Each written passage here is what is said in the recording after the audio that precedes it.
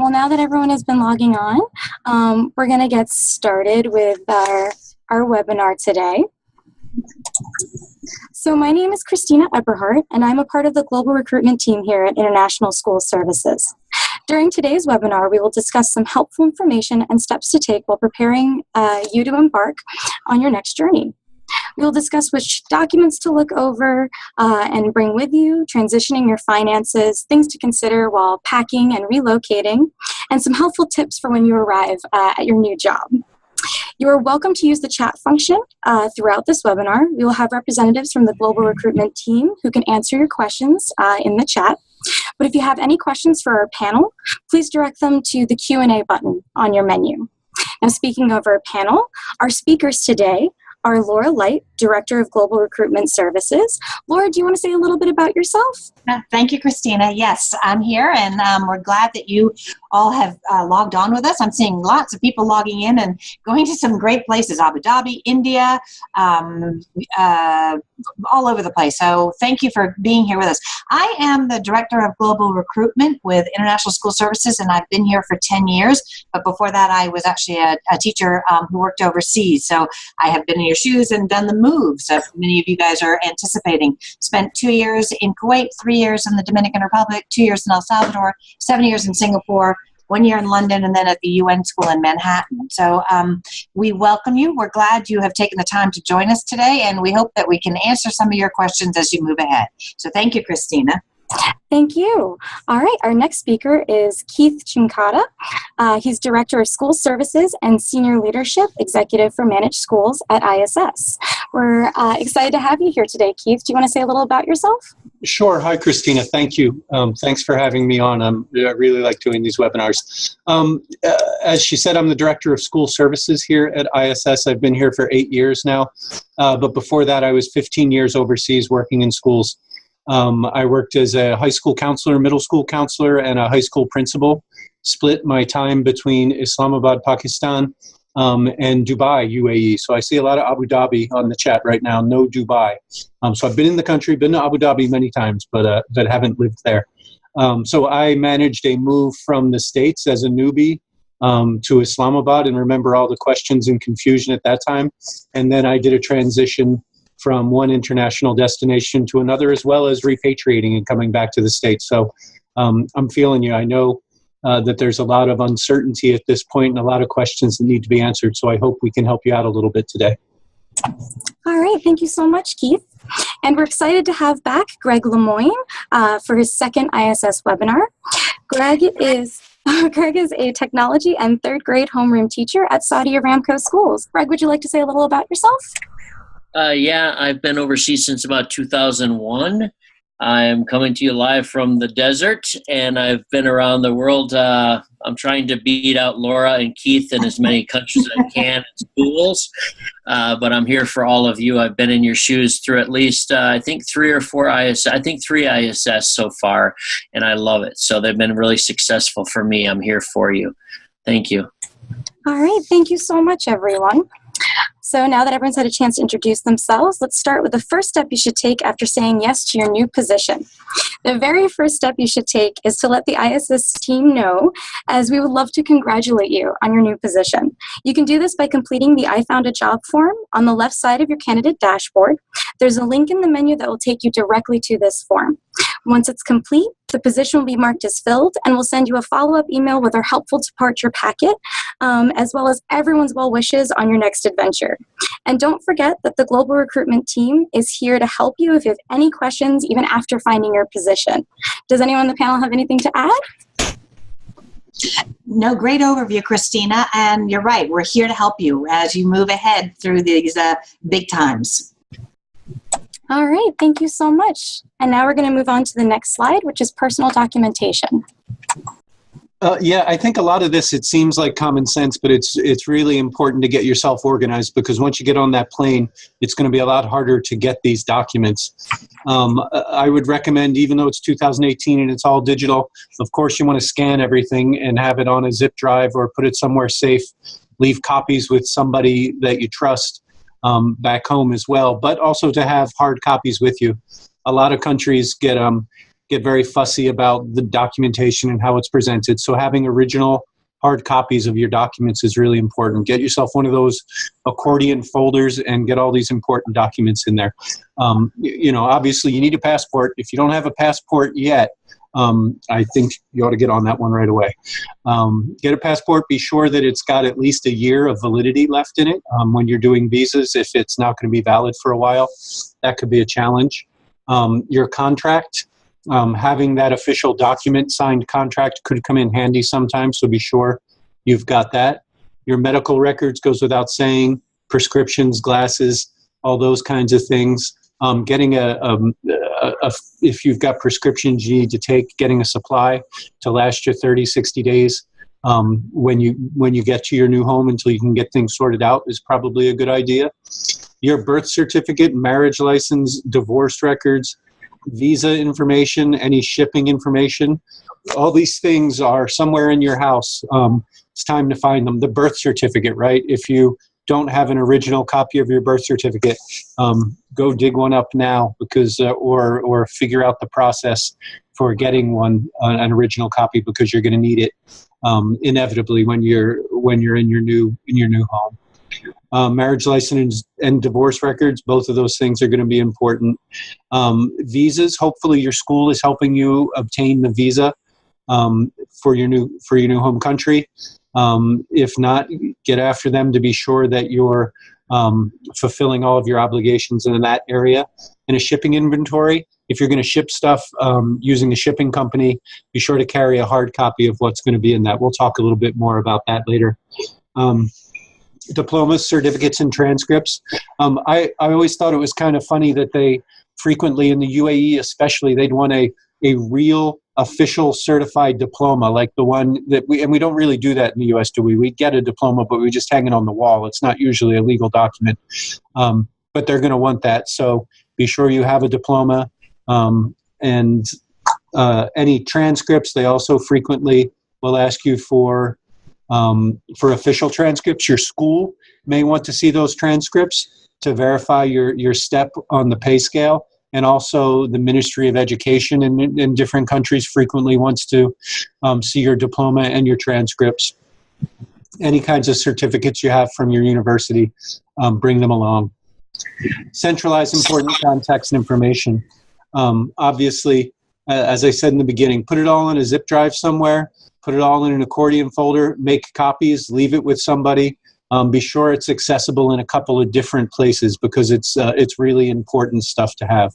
An international driver's permit, we had a debate and a laugh about that in the office, because none of us are sure if we ever really did that or not. So we decided if you can get an international driver's permit before you go, that's good. How relevant it is in any given country is really up to the country, and you should check with the school. When I was in Pakistan, for instance, we got our driver's license as part of the orientation kit. The school had an arrangement and just gave us driver's license. In the UAE, it was a little more complicated. We had to go to visit a whole bunch of different offices to get them. Your health insurance, obviously, you're going to want to be sure you've got the right documentation for your health insurance. And also, is there any gap in your coverage, and how are you going to manage that in terms of your health insurance? Absentee ballots, don't forget. If you can get them early and bring them with you, mail them back. That's a good idea. You want to be sure you're represented when it comes to voting or voting back home. Yeah. I've got a quick rule there, if you don't mind, Keith. I'm going to jump in with you, but you mentioned something about medication, and that's really an important one. And make sure you have medical records. But you talked a little bit about having enough. If you have a prescription, having enough for 30 or 60 days. You want to do some research. If you are on some kind of medication, you want to do some research ahead of time to find out how easy or available it is in the country you're going to. And the biggest way to navigate that is probably ask people at your school. You're going to hear me say that a lot, but your school is going to be your biggest resource, the one that you're going to join. They're going to be your biggest resource, and you can ask them questions about any of these. But I will say that finding out how to get a hold of maybe a prescription that you have ahead of time, so that you can keep the coverage going in the right way. All right. Can I jump in real quick too? Oh, sorry. Go ahead, Greg. I would say two things that Keith said were really important. Well, one thing that she said was very important is that I have hard copies of everything. The hardest thing to do is to track someone down at home and get a hard copy sent to you. So I keep all my hard copies, all my digital copies. I have a copy at home with my brother in the States in a locked safe. But I keep all the documents with me. Everything he mentioned, I have the original copy of everything. Number two, the only thing that wasn't mentioned, it's a little bit newer. If you have a chance, and maybe they'll get through this later, but the Global Pass is something that people sign up for overseas. If you can do that interview before you leave the States and get your Global Pass, I can't remember what it's called when you can get through the security at the state in the States. You get through security quickly. It's included with your Global Pass, so it's like $100. It's worth doing, and everybody's talking about it now overseas. I wish we had done it there.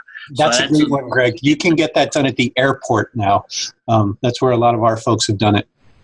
Fantastic. I'm going to go to my airport, but they won't have it. All right, thank you so much. We're going to move on to our next slide, which is finances. All right, and I'm going to take up on this one on the finances. Some really important things to think about as you're going ahead. Again, the school is going to be your biggest resource, but you're going to want to check your pay schedule. And you're going to want to find out how much money first of all, when is your paycheck going to arrive, and how is it going to be deposited, and where it's going to be deposited, and that's going to vary. And I'll get into banking in the country a little bit later, but sometimes some of you might actually have money being sent back home to an account back here in the States. I know I did in other contracts. But going back to the pay schedule, you're going to find out when the schedule is, when you're going to be paid. You're also going to want to find out how much you're going to get upon landing. Some schools might give you a settling in allowance. Not all, but I think many do offer a settling in allowance, so to be able to get you started and up and going when you first land. But again, check out the pay schedule and how that's all going to work. And then from that, as you get further into it, when you get set up, you're going to have to plan bill payments and know how that's all going to go moving forward. But that's more about settling in. So first, check your pay schedule to find out how much you're going to get maybe as a settling in allowance and how much you're going to get upon landing. Look into the local banking account. When each time that I moved overseas, the schools did take me within the first 2 or 3 days to a local bank to open an account. And in all countries, this happened where I was. But again, things could have changed, and maybe Greg and Keith can jump in here in a little bit. But inquire about the banking that you're going to have there, and then that's probably where your pay is going to be deposited. And then talk about how you can transfer money back home if you have to do something along those lines. But look into the banking and what that's going to be like when you're there. The other thing that you're going to do as you're doing the banking is look at your credit card. And this is the one thing that catches a lot of people off guard. People want to take their U.S. credit card and then use it in the country where they're going to be. Please realize that there are transaction fees, and there are all these different fees that play into it if you're using a U.S.-based credit card. So whenever I lived overseas in all the different countries I was in, I did get a credit card from that country, because you don't want to get wrapped up in all those additional fees. So find out about getting a credit card there and using it, but at the same time, don't close out your United States credit cards. You do want to keep them, and you want to keep your bank accounts and your credit cards open here in the United States. I always did. So make sure that you cover both sides and go from there. From there, you want to make sure, though, you bring checks for your home account, your state's account. Make sure you have access to that. Most people now are doing online transfers. You need to make sure that you let your bank know that you're going to be in that foreign country. I know that when I travel now, I have to put a notification in with my bank to let them know what country I'm in. So make sure that you're upfront with your bank here, and at the same time, get checks there and learn how to pay the bills when you are in that country. Again, the school is going to be your biggest resource, and the teachers that you meet and will work with are going to help you through all of this, and they'll be able to answer all of your questions. And the last thing I'm going to do, well, two other things. If you do have bills here in the United States, some people have student loans, people have mortgages, you need to make sure that you've got a trusted friend or a family member back here in the United States that can help you keep up on that. Make sure that you don't fall behind. You know, if you're still getting things in snail mail, it could possibly get lost. Make sure you transfer things to sort of online email, but at the same time, make sure you've got someone here that you can trust, that can run to the bank or can help take care of these things if there's a snafu. So make sure you've got someone back here. And the last thing is, make sure that your employer now knows where you're going and how to contact you. Because as you leave the United States, realize you still have to claim taxes. You still have to deal with all of that from the job that you have had for the past 6 to 8 months. And the job you have now needs to know where to send your W-2 or the forms needed for your taxes. Now, at the same time, please remember, when you're living overseas, you still have to claim an income. You still have to file taxes. Predominantly, you don't have to pay, and Greg could probably chime in on this one from being overseas right now. Many times you don't have to pay taxes up to a certain amount, but you always need to make sure you keep up on claiming your income and letting the IRS know where you are. Anybody else? Keith and Greg, do you have any comments? Yeah, I just saw Greg's comment in the chat about bringing some cash. Always a good idea. True. I'm glad you brought that up, Greg. It is important to have. I always did as well. I had a stack of change somewhere hidden to make sure that I can get through any tough times. Well, hopefully that won't happen. Yeah. But you always want to make sure you got it. I also wanted to let you guys know most of us are not going to make $104,000 a year, but that's the current level is $104,000 before you have to pay for taxes overseas. Thank you. As an expat, $104,000, and trust me, I made $12,000 my first year. I never got close to $100,000. So. And thank you, Greg. I didn't know what the number was. Thank you for chiming in on that because it changes each year, doesn't it? So it is a high number, but again, you do have to let the IRS know where you are. So just keep that in mind. Yeah, and just to reinforce one of the first things Laura said, something that comes up, it's a small thing, but it came up all the time in Dubai. Find out when your first pay is going to be. Check that pay schedule. Are you going to get paid in August, or are you not going to get paid until September 30th? Because if you're showing up mid-August and your first pay isn't until September 30th, you might need to do some thinking about your budget. I know I did my first year in Dubai. And the schools will be very transparent, won't they, with all of the teachers? They'll let you know, ask all of these questions. All right, thank you so very much. We're going to move on to the next slide, which is packing and shipping. Yeah, I'll take this one since I do the school supply here at ISS. The most important consideration for shipping is, what is your school's benefit? Schools offer a variety of benefits when it comes to shipping. Some of them will let you ship a container by sea, and that's, obviously you get a 20-foot container, you can fill it up with a lot of things, and it takes a lot of time and a lot of planning. Some schools will give you some money to send an air shipment. A lot of schools will give you an allowance to ship, or not to ship, but to check a couple of extra suitcases. So figuring out what your school's benefit is and planning accordingly is really important. If you're doing a shipment by sea, that's the most involved thing. And keeping an inventory list, asking questions about insurance, talking to your school about customs and how that works. If you're going to be responsible for any customs charges on the other side, who is the local company? How do you track your shipment? Your schools should really be on top of that if they're offering you a shipping benefit. If they are giving you a couple of extra suitcases, call the airline, check in with them, and see how many bags you can check for excess baggage. If they're paying for 2 and it's only $50 a bag, maybe you want to check four bags. I remember leaving Pakistan with a friend who had 24 suitcases that he checked in onto one flight, and that was his shipment home, and he paid $50 each for those suitcases. But check with the airline. Do they have, what's their policy on excess baggage, and how much can you bring? And then it's a question of paring down, right? Picking what's essential and shipping it. Electronics, right? All electronics are 100 to 240 voltage these days, but double check that to make sure you don't fry anything when you plug it in your new home. But smaller things like hair dryers and shavers and all that kind of stuff, just have a look at it and know what your electric situation is going to be on the other side. Pro tip, get a couple of plugs that'll allow you to plug in your North American appliances wherever you're going. We all travel with those and they save the day everywhere.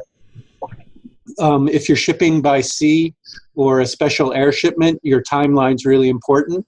And I have never known a personal effects shipment that actually arrived anywhere near the time they say it's going to arrive, regardless of the country. It always comes in a couple of months late. So don't, you got to roll with it and be flexible, as with so many things going overseas. But again, the most important consideration is what's your school's policy. Look at their documentation. If they're working with shipping agencies, that's who you should go with. Greg, what was the deal at Aramco? What was your shipment coming in? Well, it's a really poor example because Aramco is one of the top schools.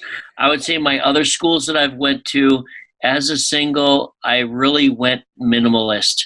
And I did that the first year I lived in any country. I went with minimal things. I maxed out on my baggage and didn't let it out of my sight. I never shipped, but that's my style. I'm not with a family. It's really important to check with the country and the school that you're going to. They are your first line of defense. I think that I know that Laura mentioned it before. Communicate with teachers that are already at your school and ask them questions through email or discussion boards, whatever you can do. I can't really give you a good example because my school gives a really high level of I don't know the word of it. But anyway, I can't really give you a good example for my school. You could give the aspirational example for some of the new teachers. The aspirational example is that they basically would send over an entire shipping container of things, which I haven't owned in the last 10 years anyway. But they do that for families, and it's a really high-end school, so they want people to stay, and they offer that. Right. But I'm going to back up what Greg said, and I've done the variety of things. I have actually moved with 2 extra suitcases or 3 extra suitcases, so sometimes it's just excess baggage, and sometimes they'll do a shipment. The one thing I'm going to back up, though, what you said, Keith, is the shipments that are set up will not come on time. It's just a given. So make sure that you can live without that shipment for a month or 2. It will eventually get to you, but you can go quite some time before your shipment actually gets there. All right, thank you so very much, everyone. We're going to move on to our next slide, which are tips for relocating, things to consider. And I'll go ahead and start this one. And again, Greg and Keith, jump in here. This is a lot on this one. There's a lot going on. And again, I'm going to go what Greg said and what I said earlier. All of this really should be done in conjunction with the school that you are moving to. They're going to help you through all of this. So let's start first with the airline reservations. That is, again, it varies with each school. Reservations need to be done in advance. Sometimes the schools will purchase the ticket for you and send it to you. Sometimes the schools will ask you to purchase the ticket and then reimburse you on when you get there. So if that's the scenario, make sure you keep all the receipts and all of the information to make sure that you get the full reimbursement coming back. But work with the school to make your airline reservations. Ask them when you need to be there, how many days in advance you should arrive. Each one, it varies greatly. Some of the schools I went and worked with, I landed 3 days before orientation, or the school started with the whole faculty getting ready to open the school.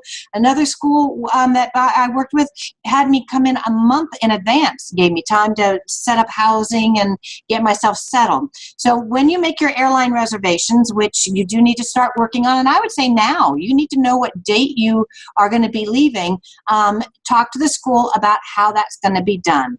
Any other comments on that, Greg and Keith, before I go on to the other ones? Don't forget about jet lag when you're planning your arrival. Don't know yourself, and if you need a couple days to become coherent, plan that into your travel. Good point. Again, again, I didn't get my plane ticket till the day before I was supposed to leave, and I just trusted my school to work with me through getting the plane tickets in order. That's a big one that schools have really improved over the years. Well, actually, I'm glad you said that, Greg, because I've had that scenario as well. So those of you who don't get your plane ticket now or in May or June, yes, you can keep asking for it, and yes, you could probably get stressed about it, but it will come. If the contract's in place, they will work with you to get you there. And as Greg noted, sometimes it's the day before, so go from there. Ask the school about housing when you get there. I'm kind of skipping over to arranged and self-store housing. I'll talk things about in the States back here, but when you land, where are you going to go? Again, I've had the variety of things happen to me where I've been taken from the airport, and the school has always picked me up at the airport. Again, ask that question. Are they going to meet you at the airport, or is it your responsibility to get from the airport to wherever you're supposed to be? So when you get there, ask where you're going to go. Are you going to go into a hotel? Are they going to give you a couple of days or a week, couple of weeks to get a hotel and then find housing? In my scenario, like when I moved to El Salvador, I literally went straight from the airport to the apartment that I would be living in. I was living in a condo, which was gorgeous, right on the school facility. And so I walked into my home for the next 2 years the day I landed. And when I got there, they had certain things supplied for me there in the condo, and some things I had to go out and buy. But again, ask the school what is going to be like when you land there. I'm going to go over to the range self-store housing and auto personal parts. Go to the blue one over here on the right. So when you're talking about housing down there, ask them questions, ask them about the bills, but at the same time, you need to look at what's happening here in the United States. What are you doing about your housing here? If you own a house, are you going to rent it? How's that going to work? Some of you might be leaving it empty so that you can come back to it on summers and Christmases. But if that's the case, then you're going to want to make sure you have somebody checking on it to make sure that it's taken care of and bad weather or nothing happens to it. Car is another one. When you get to your new location, in some of the places I bought a car, in other places I did not. So again, ask the teachers that are already living down there. But again, with a car that you have here in the United States, what are you going to do with it? Again, some people hang on to it so they have an automobile. Other people go ahead and sell it. But you have to work through all of these details. I know I have given up my housing and put stuff into a storage unit, which I think sounds like Greg did that for a while as well. And other times I've had a school has shipped me completely over, and I had everything with me. So again, work with the school to find out how that's going to work. Again, Keith and Greg, any comments on that one? We'll go to mail forwarding and the other one's next. No, go ahead. Okay. As you take off, look at your mail. There are important things that you're going to need. Mail forwarding. I'm not really sure that you can forward it on to an international address. So again, you're going to need to have a friend or a family member who you can have your mail forwarded. So I know I sent all of mine to my sister, but make sure that you have somebody who can cover that. So you can, especially today with identity theft, you want to make sure that your mail is going to some place that someone can claim it. The other big thing that many people come up is the pets. As you're going to move, many of you have dogs or cats that you might want to be coming with you. And truthfully, again, that's between you and the school. Now, there are some schools who will say you can't bring a pet. And sometimes it's cultural. There are some countries that they don't want you to bring dogs in, or they don't want you to bring cats in. Other places, yes, you can bring it in and they'll help you. But again, ask the school. They're the ones who will give you the best information. I know in one of my scenarios, Singapore is a very strict community in Singapore, and any animal that comes in there has to go into quarantine, which I believe is for 90 days. That's 3 months of living in quarantine. So you've got to find out how this is all going to proceed if you are planning to go with a pet. That all has to be done ahead of time. The other thing you want to keep in mind with a pet too is taking a pet overseas is not cheap. you are going to have to pay some fees to ship your animal or your dog or your cat over with you. Make sure that you have that all taken care of, and all of the health records are in line, that you have all of that documented. And along those lines, make sure you have your health records. Research your immunizations and your physicals.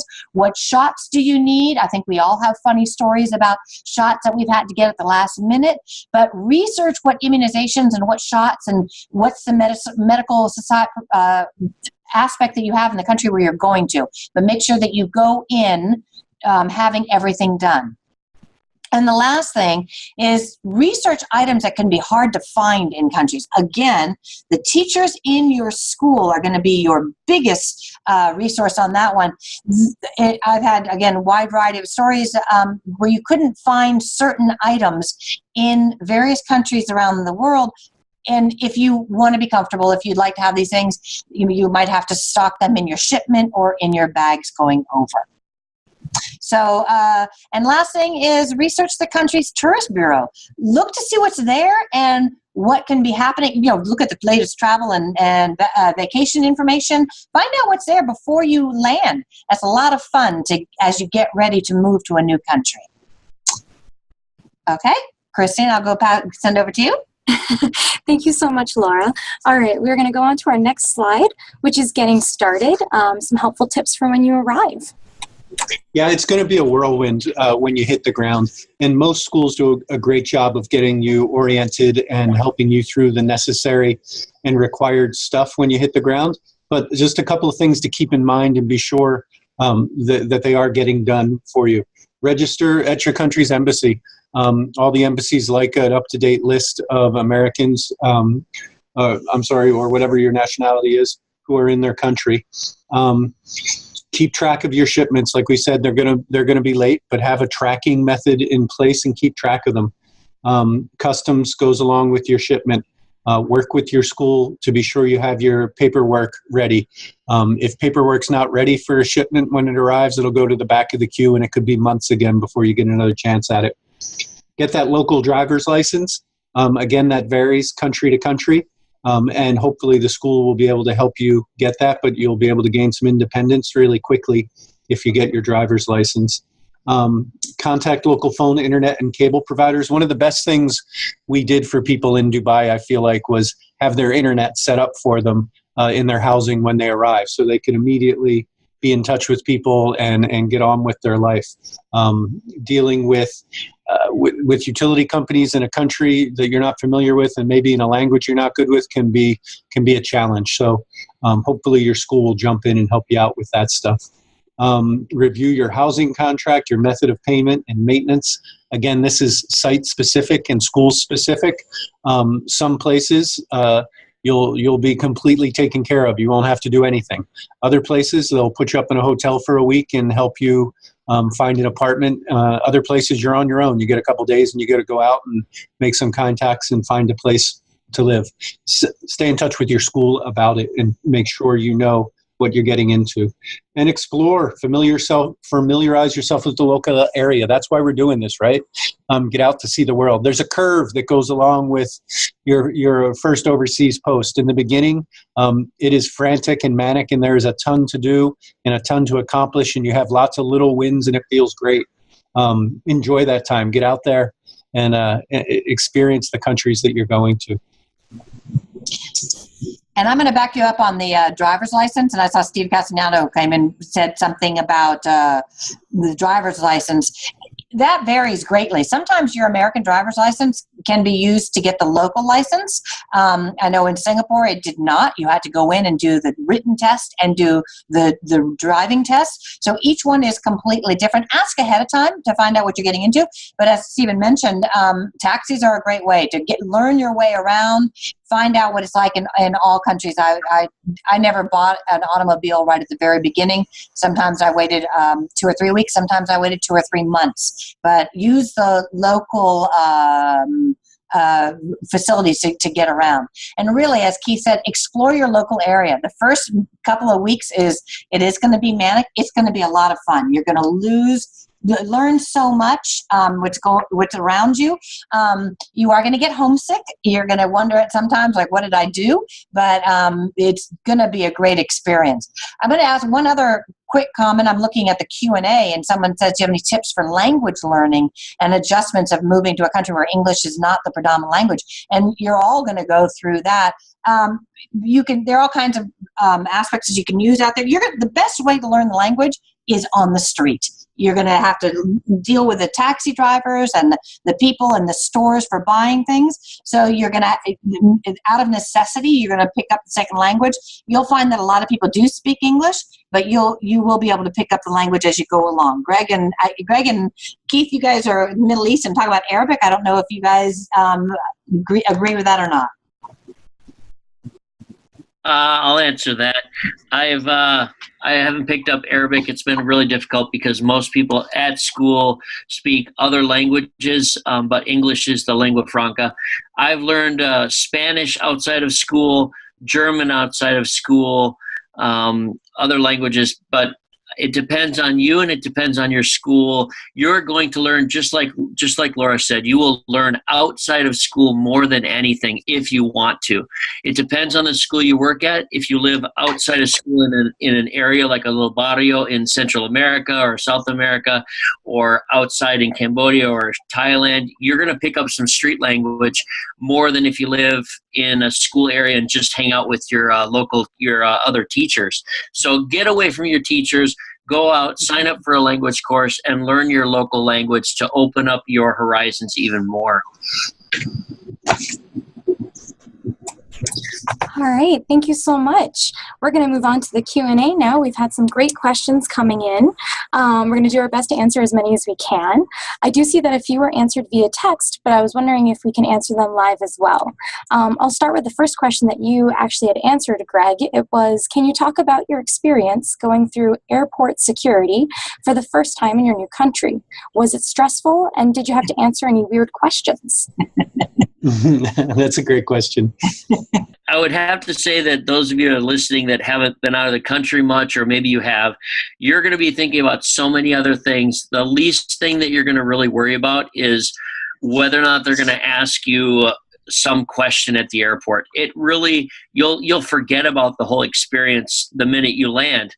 It depends on your school and how they onboard you, whether they're supporting you at the airport. I've been at 7 different schools over the years, and every one of those schools has at least had somebody to pick me up at the airport and get me through a few things. So I really wouldn't urge anybody to worry about it. It's the least of your worries. I'll just say it that. I'll agree with Greg on that one. You will have some funny experiences, but Greg is completely right. Yes. All right, thank you so much. Laura, you had talked about getting an international license, so I'm going to direct this question towards you. In regards to getting a car, is it worth it to get an international driver's license? Again, a good question. That really all depends on the country you're going to, and that's a question that you need to ask your HR officer or your superintendent or the head of school where you're going. Predominantly, I think they're probably going to tell you to go ahead and get an international driver's license. It's actually pretty easy here in the States to pick one up. I know I did one recently, but no one ever really asked me, but it depended on where I was, whether they asked me for it or not.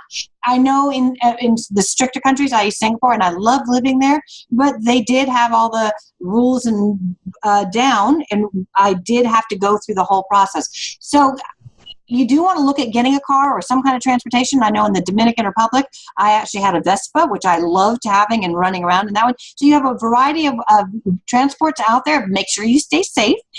Be careful about all of that. But as for the license, again, talk to the school. They'll help you through all of that. All right. We do have a couple questions about pets, so I'm going to combine them together, which are, how easy is it to get food or supplies for a pet overseas? And does anyone know how tough it is to bring a pet back into the U.S. from overseas? I think most places in the world you're going to be able to find pet supplies. Pets are universal, but it's going to vary country to country. In Dubai we had giant Pets R Us superstores. In Pakistan we didn't have those, but we had plenty of availability. of that kind of stuff. So your pet might need to adjust to a different kind of food, but generally you're going to be okay on that side. I've never brought a pet back to the U.S., but it seems to me it's not that hard to bring an animal back.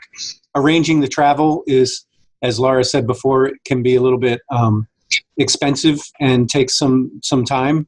And some airlines have restrictions about time of the year. That was always a thing in Dubai. It was too hot in the summer. They wouldn't ship dogs at certain times of the year. But a little bit of research will get you those answers. And I don't think it's particularly hard to get animals back into the States. And again, use your embassy on that one. Good point, Keith. But as you're coming back to the States, check with the embassy. The embassy will be affiliated with many of the schools that we work with. Their kids will be going to school in your classes. So ask about what needs to be done to get it back into the United States. I'll chime in too. Those of you out there that are pet lovers, you have to get in touch with somebody at your school that has a pet. They are the first line of defense. Ask them. They'll give you a better answer than anybody else will. All right. Thank you so much. Our next question, Greg, you answered via text, but I was hoping you can answer it live as well. Do you generally recommend looking into an alternate cell phone overseas, or just use your current cell phone with an international plan? Stephen also mentioned it. Stephen's living over in Burma, and in Southeast Asia, it's very easy to get a quick flip phone. A lot of us, though, especially in the States, are really addicted to our smartphones. If you get one of those, get it unlocked, even if you have a plan. The first couple of years ago, I had a plan with AT&T.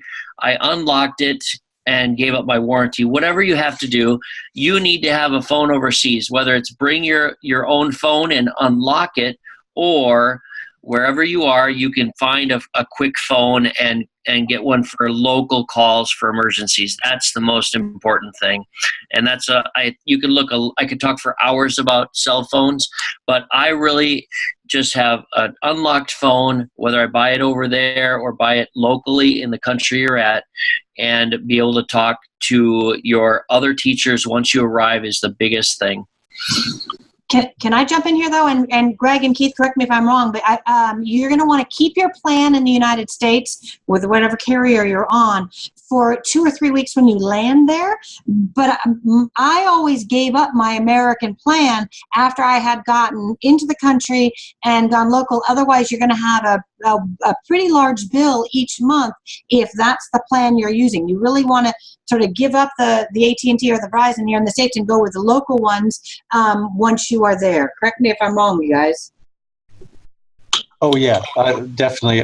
You would get a local plan, and I think one of my takeaways on cell phones abroad is they're so much better than the U.S. You get a chip, you can buy your plan. They're generally cheaper. It was great. Moving back to the States, it really felt like being shackled when I had to get that AT&T plan. So enjoy yourselves over there. But again, keep your plan going for the first 2 or 3 weeks when you first get there, so that you can call back to your family and let them know that you're okay and have some way of communication until you're set up and established in your new country. There you go.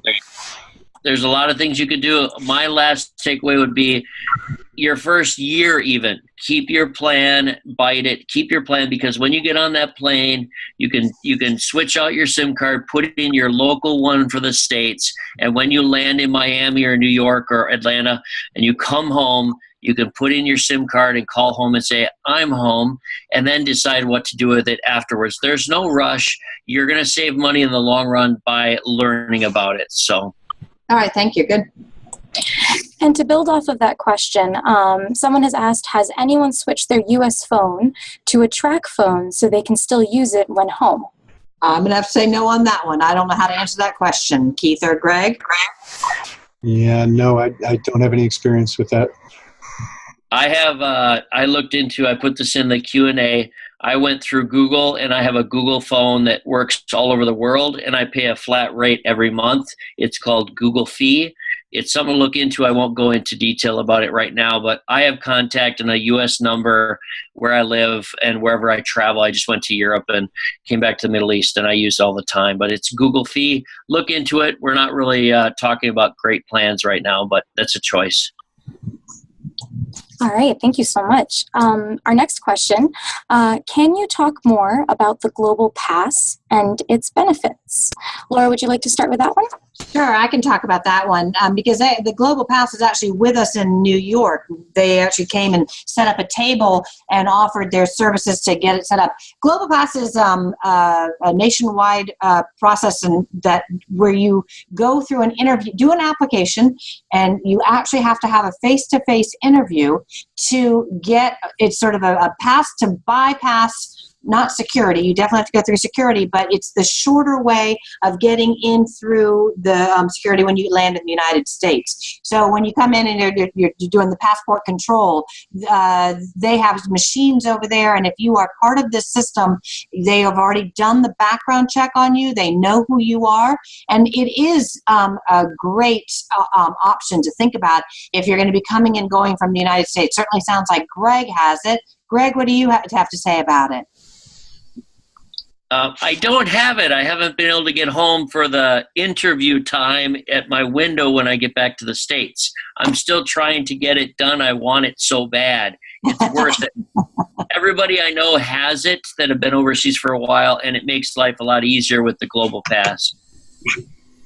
It'll just get you in and out of the United States. When you land here, sometimes you're going to be coming in from a very long flight. It just makes your life just that much easier. And I believe, don't take this set in stone, I think it was $75. But just Google Global Pass and find out about it. But you actually do have to set up an interview and actually go to one of their offices. It's not something that you can just do online. All right, thank you. Our next question is car insurance overseas comparable to U.S. rates? I guess it's going to really depend on where you are, but in the UAE, it was cheaper than in the US. It was not super expensive. There were insurance agents everywhere, and again, it was a word of mouth thing with the teachers. The people tended to work with one or two agents who were used to working with expats, and it was pretty easy to set up and not that big a deal.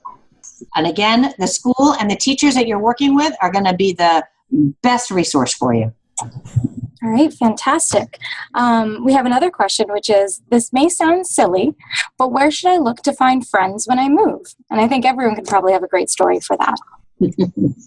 I'll start on this one. You're going to have a ton of friends from day one when you get there. The communities that you are going to be joining are full of expat teachers, people who have been in your shoes. So when you land and go in for your first orientation or your first day of work, you're going to find them so welcoming, and you're going to the arms will be open and they're there to help you.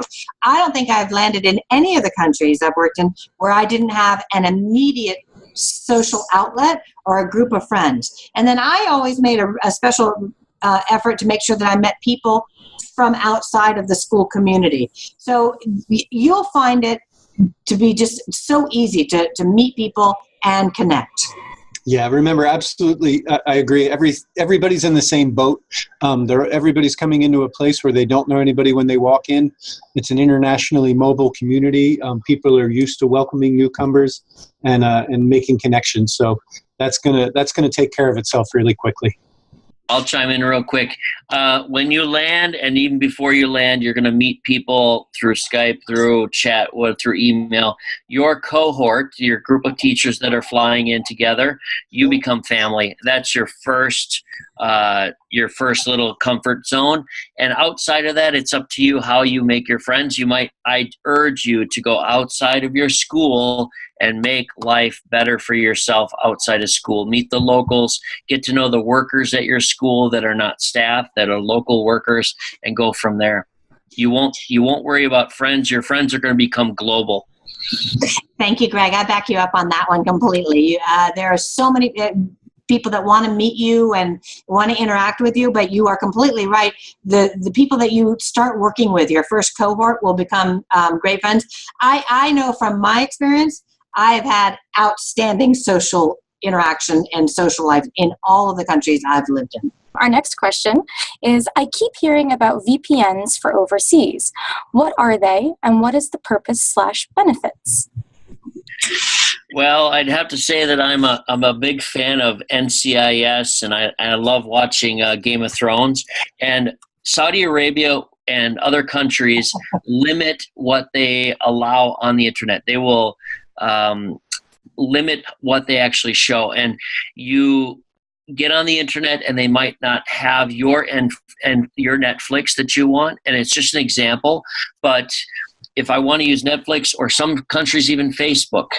So what you want to do is, if you get a VPN, and there's a lot out there, it's not the right place to talk about which one, but just get one, a VPN, and you can put it on your computer, and that allows you to jump onto your American things that you're used to. It's sort of like a comfort zone that you want to feel like you're at home. And in other countries, they limit those things. So that's what a VPN allows you to do, among other things. Thank you so much. Our next question is advice for anyone traveling with children. What would you say for someone traveling with a family? Well, I had 2 kids when I was abroad, and it was a great experience. It was a singular experience for them. It's really made them global citizens from the time they were born. They went to school with kids around the world. They loved that they had their experience living overseas. So I'd say congratulations, Lakeisha, and good luck to you with your 11-year-old daughter. You're going to Kuwait. She's going to have the same experience that you're going to have, in that the kids are going to be welcoming. They're used to new kids coming in. They're extremely good in our international communities in welcoming kids into the school and making connections right away. Remember that our international schools are highly mobile, right? So in any given year, there might be 20, 25, 30% of the kids might be new in a class or in a school. So a lot of them are going to be in the same boat. And the ones who aren't new this year were likely new last year. So they know how to look after other kids. I think she's going to have a great experience. It's going to open her up to all kinds of things. So congratulations and good luck. All right, thank you. Our next question is, when leaving the U.S. and moving abroad, is there any official notification needed for the U.S.? For instance, holding a U.S. license and receiving jury duty while away. How would this be addressed? The one thing I'll say about, I don't think I ever gave I gave up my housing and I gave up my address, but I never gave up my U.S. driver's license. And for those of you moving overseas, you might want to put your driver's license in your parents' address or something along those lines, but don't give up your American driver's license. I have to admit, and Keith and Greg, you might chime in here, I never ran into the experience of being called in for jury duty when I was overseas. But again, that's one of the reasons why you want to make sure that you have someone collecting your mail and staying on it. Do you guys have any comments on that one? I don't have a whole lot. I do know that not having an official address or residence is occasionally a hassle when you're living abroad.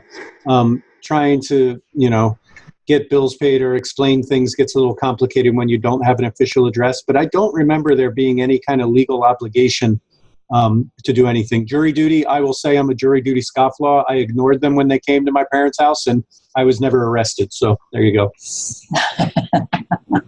I'd say the same thing. Last year, my father said, "Oh, by the way, Greg, 2 years ago, you were supposed to go to jury duty, and I forgot to tell them. So I might be in jail next time you guys see me. I'm not sure."